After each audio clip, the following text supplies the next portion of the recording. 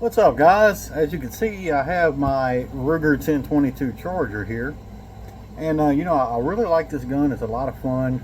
I really like this stock, this laminated stock. However, it's a little bit bulky, a little cumbersome, so I really only ever use it at the range. I did come across this Archangel. Hard to see in that. It's a plastic stock for this charger. This is very similar to the Archangel stock that I put on my full-length 1022, and I thought it looked cool, so I figured, well, that'll make it less bulky and probably make it a little bit lighter, and I might be willing to take it out squirrel hunting or something. So I figure, what the heck, let me do a quick walkthrough putting this stock on this pistol. Alright, so I got my bipod removed. The next thing I'm going to do is back out that retaining screw. This one's a flathead, which is kind of weird. Typically they're some type of Allen, but not this one. And I want to keep up with that because I'm going to need it for the new stock. Get that out. Nothing to it.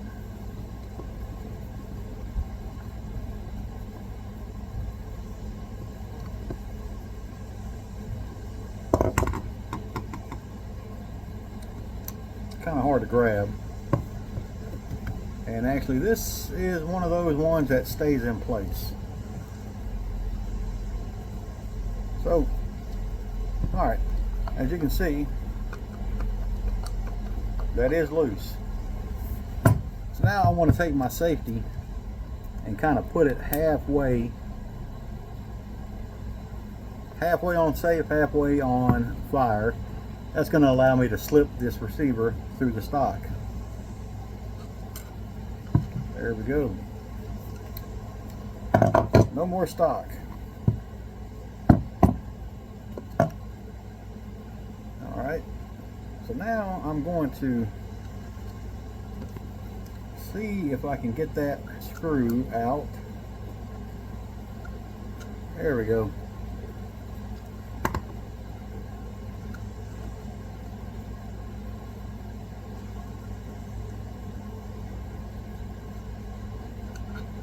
There we go.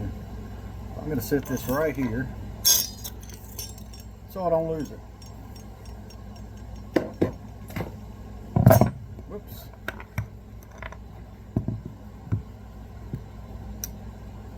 Let's set this over here out of the way and open this up.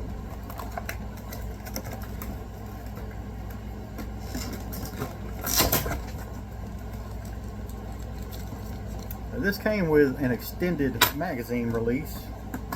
I put it on my full length or full size 1022. Not really sure if I'm going to worry about it on this one because honestly it doesn't make much of a difference.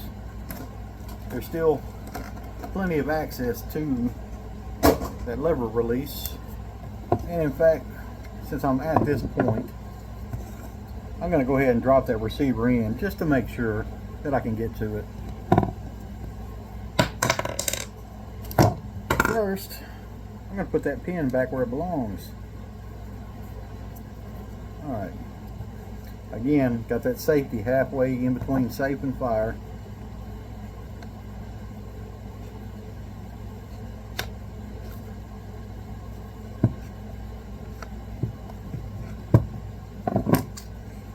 This is where my vise would come in handy, but I don't feel like digging it out.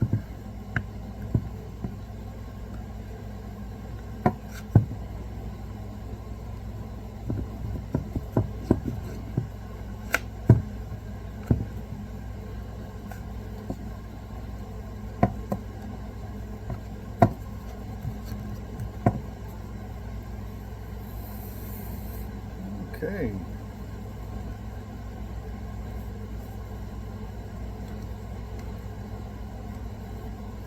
That's more or less where it's going to go. You can still get to that. It is a little short, so maybe I will swap that out. Let me get set up. Alright, so I got that taken out. And I do already have the BX trigger installed in this. So I won't be upgrading my trigger on this build.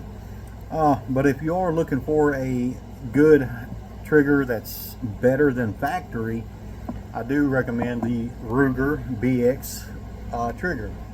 Matter of fact, that's what they're going to look like. Now this is my old factory trigger. I don't throw them away because you never know, you might need one.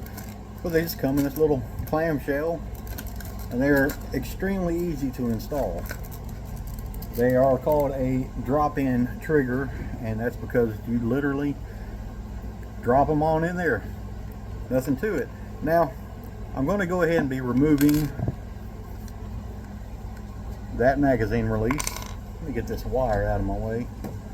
I got my table set up for reloading, so that leaves me very little room left for things like this. Okay. So to do this, there's a little pin right there. I'm going to pop that out and remove this factory mag release. Now I got a little small Allen wrench I'm going to use to push it out. I might need to well, I was going to say I might need to get a hammer and tap it a little bit, but don't think that's going to be an issue. Now I want to hold this down here. Hold that back. That way things that don't need to go flying don't go flying. Alright. Just gonna very easily pull that out. And take my new one. Just like so. Kind of line that hole back up.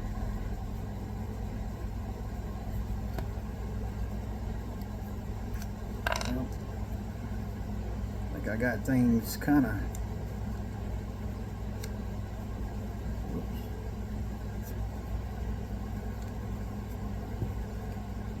Yeah. There we go. I accidentally let my finger off of that. The thing's got out of line. Alright, so now I'm going to take that, slide it on in there, and try to get those holes lined up.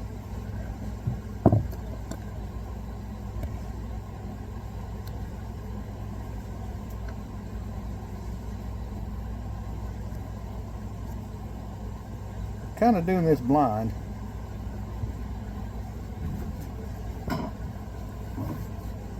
Might have to do a little tapping. Actually, let me go from this side. There we go. That was better. Alright, so there we are. It is in there now. Didn't need the hammer at all. Slide this pin back in. This pin back here, that's what holds it all in place, keeps it from sliding out. That's what makes this a drop-in trigger. Push that pin out, and you can just remove the whole trigger assembly. Alright, so now I got that. Now I'm going to go ahead and install the hand grip.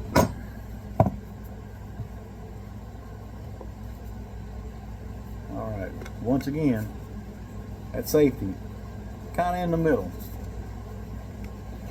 And I do remember on my 1022 rifle, this was kind of a tight fit, and it looks like it's not going to be any looser on this, which is kind of good. You don't want it to be all sloppy.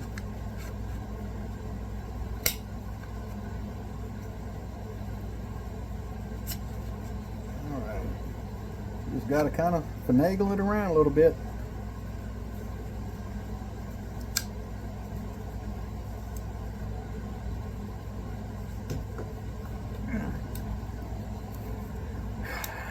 Brute force might have to come into play a little bit. Alright, so that is in there. Yeah, that mag release looks a lot better. Alright, now I do have my factory Picatinny up there, which I think I'm going to have to remove. Let me check it out real quick. Oh yeah, that's got to come out. Again, it's got flathead screws. It's kind of weird. I picked this pistol up used, and I never really looked at the screws and everything in it. Alright, let me get these out.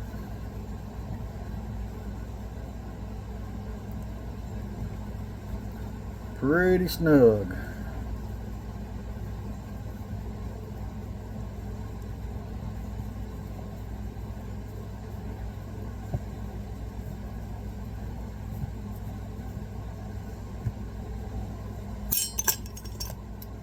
Looks like the previous owner had some red Loctite in there. I would have gone with blue, but the red does the work. Does the job, I should say.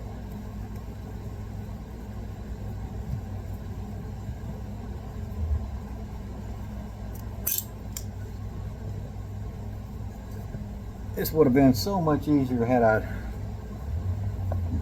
got out my vise, which now that I'm looking is just right there. Oh well, kind of halfway done now.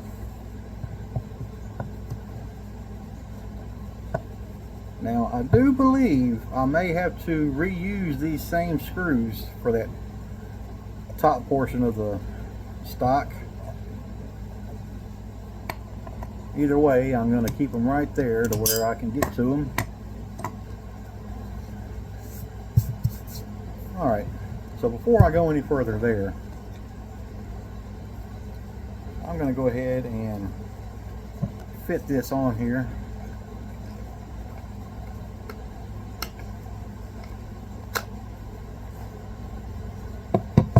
Going to do a dry run. This is the part where I had a lot of trouble with my full size build, and well, I might not have that kind of trouble with this one. Alright, well, I'm going to leave that where it is and go ahead and install my retaining screw.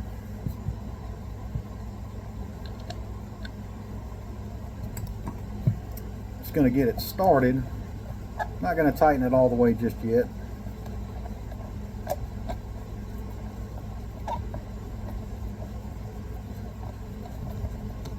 Alright, so that's started. Now it came with some extra screws.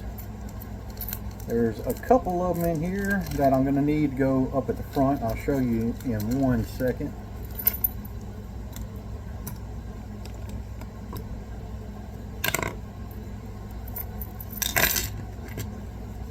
So you got the two screws right there.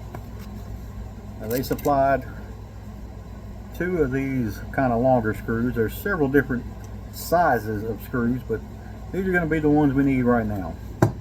And these are Allen, and I remember this being kind of a pain in the butt because you can't really get an Allen in there to turn it because you don't have any clearance. So I'm going to get these just started, and I'm going to turn the camera off for 1 second and look for that Allen wrench that I need. Alright, so it turns out it's going to be a 4mm. I did find a driver that's going to help get it as far down as I can, and then I'll tighten it up with a old-fashioned, there you go, tighten it up with that.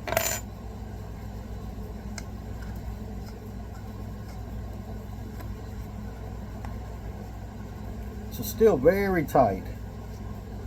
There's not much room to get in there and work. Matter of fact, that might be as far as I can get that.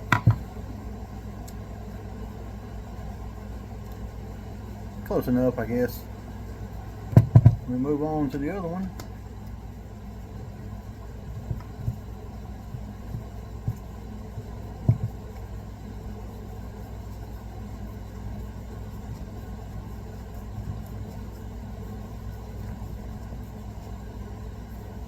Alright.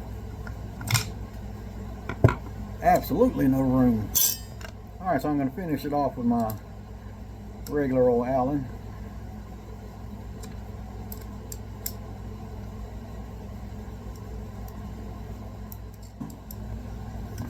Alright, so I got that all tightened up. Now I'm going to go ahead, that retaining bolt that I've only got started, I'm going to go ahead and snug it up real good.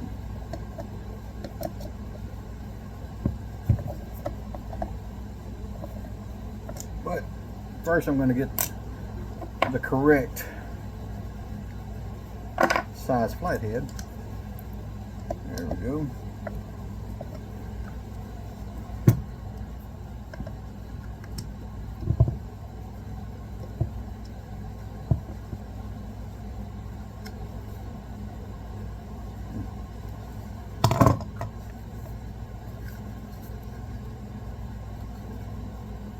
All right. Last step. You got, well, not quite last step, but we got one last part to install, this top. You got the 4 holes right there that we're holding that Picatinny on. Now they did supply their own set of screws that are a little bit longer than the ones I removed, so I'm going to go ahead and get those installed. Ow.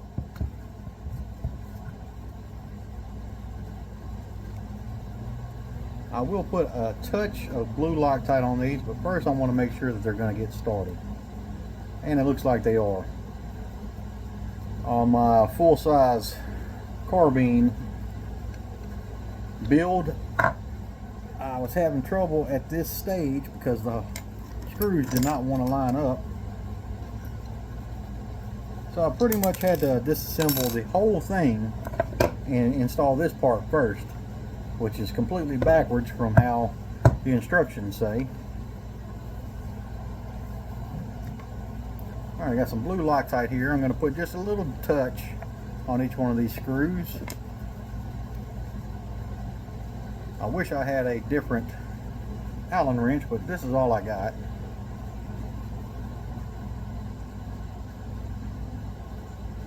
Just a little dab will do you.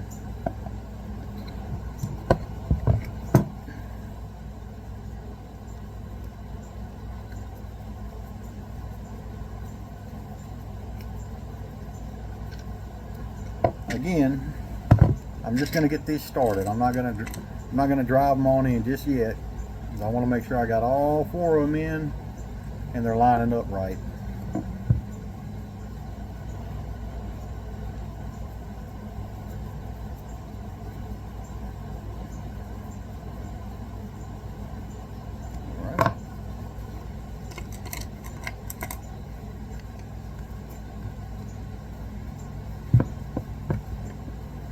Really should have got that vise out. As Forrest Gump said, I'm not a smart man.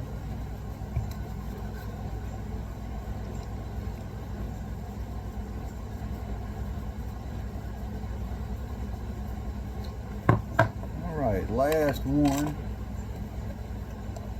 And then I'm going to send them on home.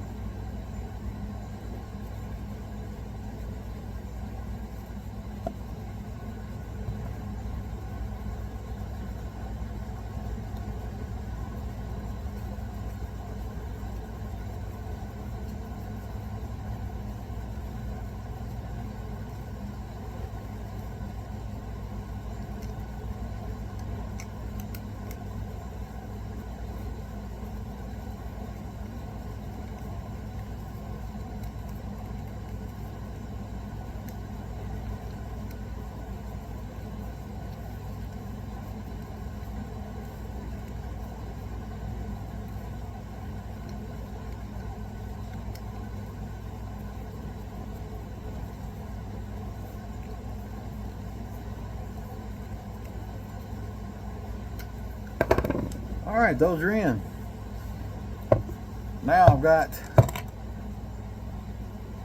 these two screws here, and they are going to go right there and right there. This is another Allen head. Let me see. It's going to be my luck. I don't have the right one, but I guess my luck is changing.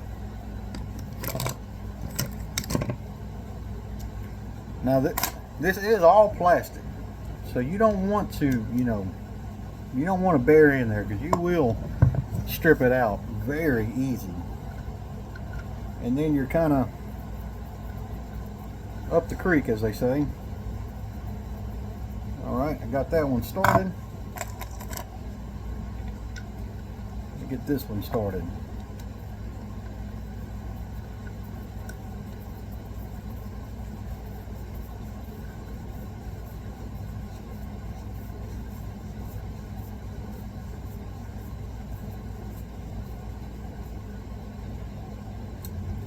Feeling a little resistance there. I'm not going to send it any further.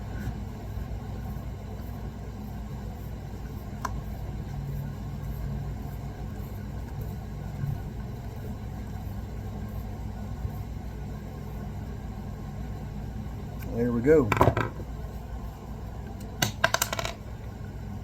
All right, that is a done deal. Pretty cool looking. I like it. It's kind of light.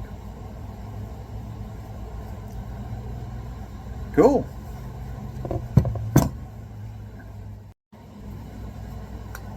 Well, that's a wrap. As you can see, I got my what do you call it, my bipod on there. Kind of completed the look with the 25 round BX 25 magazine.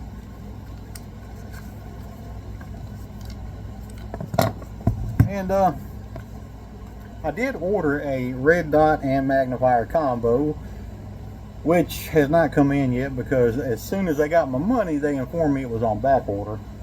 So it'll be probably a week before I get that. Once I get it, I'm going to install it, and we'll take this thing to the range and have a little fun with it and get that red dot zeroed in. But, you know, this was a very simple build and very quick. I think it took me less than 30 minutes to get everything installed. Unlike the 1022 rifle build. Got a little, I think a mosquito got me.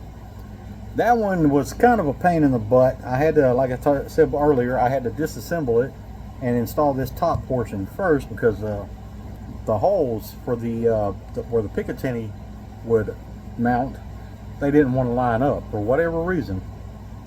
So I had to install that first, get it good and tight, and then kind of force everything else around it. But when it's all said and done, the rifle did come out looking pretty slick. So I'll put a link somewhere in this video to that build if you want to go look at it and see what all I did. But yeah, I think that's pretty cool. It made it a lot lighter. I will be willing to take it out squirrel hunting now. You know, maybe minus the I can't think of what the thing is called. My brain is fried today. Minus the bipod. Won't really need that in the woods, but I will use it out at the range, you know, get everything good and sighted in.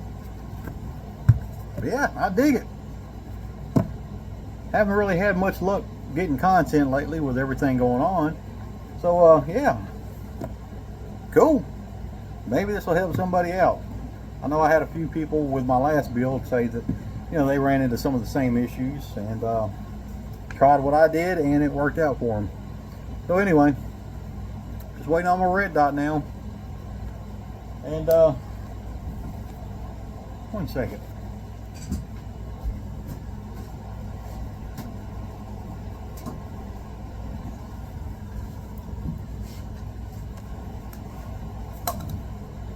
Got a little, having to look up and see something that I forgot I had.